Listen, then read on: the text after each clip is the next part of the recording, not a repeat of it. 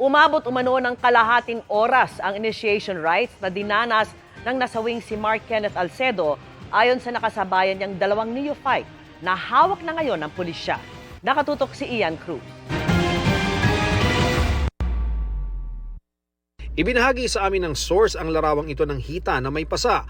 Kuha daw ito ng isang neophyte na sumailalim sa initiation ng fraternity na Tau Gamma Pi, kasabay ng nasawing si Mark Kenneth Alcedo. Sabi ng hepe ng Dasmariñas City Police, 3 daw silang neophyte na kasali sa initiation. Hawak na raw nila ang 2 kasabayan ni Alcedo para magsilbing saksi sa pagsasampa ng reklamo laban sa nasa 15 katao may kinalaman umano sa pagkamatay ni Kenneth. Sabi raw ng 2 neophytes, tumagal ang initiation ng kalahating oras. Binblindfold sila, parang piniringan. At doon na nagsimula yung sinasabing initiation, nagkaroon na ng bigayan ng paddle, kung yun na yung sinasabi nila. At nagkaroon na ng physical contact. Ayon sa pulis, habang pauwi na, may punto pa raw na napaupo si Alcedo. Kaya isinakay daw ang 3 neophytes sa isang kotse. Dumaan daw muna ang grupo sa isang bahay para magpahinga.